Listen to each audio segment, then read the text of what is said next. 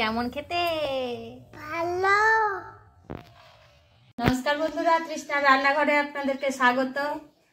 চলে এসেছি গ্রীষ্মের গরম গরমের দিনে ঠান্ডা ঠান্ডা বেলের শরবত খাওয়ানোর জন্য।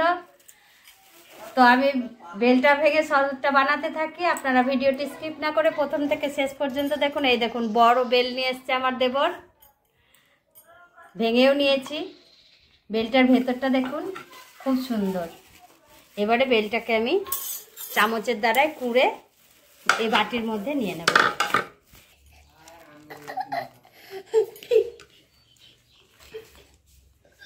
দেখুন বন্ধুরা, বেলটা আমি পুরোটাই কুড়িয়ে নিয়েছি, অনেকটাই হয়েছে। এবারে শরবতটা বানাবো। প্রথমে একটু জল দিয়ে আমি বেলের বিচন আর যে এই শিরের মতো অংশগুলো আছে সেগুলোকে বেছে নেব। বন্ধুরা, এটা কিন্তু আমি ছাকনা দিয়ে ছাঁকিনি, হাত দিয়ে এই যে আঠা বীজ এগুলো সব তুলে নিয়েছি। এবারে চিনি মেশাবো আর মেশাবো পেপসি। অলরেডি একটা পেপসি এই পুচকি বাচ্চাটা মিশিয়েই দিয়েছে। এবারে আর একটা মেশাবো, তাহলেও একটু ঠান্ডা হবে।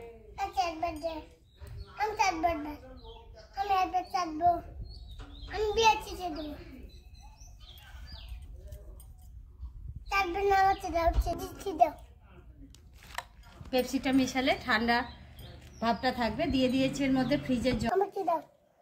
এখানে ফ্রিজের জল দিয়েছি, পেপসিও দিলাম। এবার চিনিটা মিশিয়ে দেবো।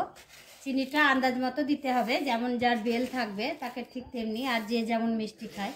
আমি এখানে 5 চামচ চিনি দিয়ে দিচ্ছি অল্প একটুকু বিট লবণ, আর দিয়ে দিচ্ছি গোলমরিচের গুঁড়ো অল্প একটুখানি।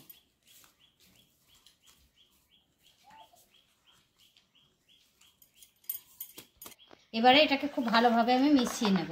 যতক্ষণ না চিনিটা গলবে ততক্ষণ পর্যন্ত একটুকু নাড়তে থাকবো। পুরো রেডি আমার বেলের শরবত।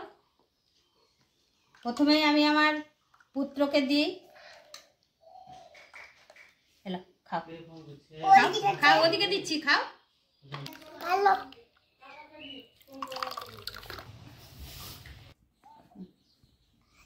বন্ধুরা, তাহলে একদম রেডি হয়ে গেল এই গরমের দিনে বেলের শরবত। আপনারাও বানিয়ে খাবেন, আমার চ্যানেলটিতে সাবস্ক্রাইব করবেন।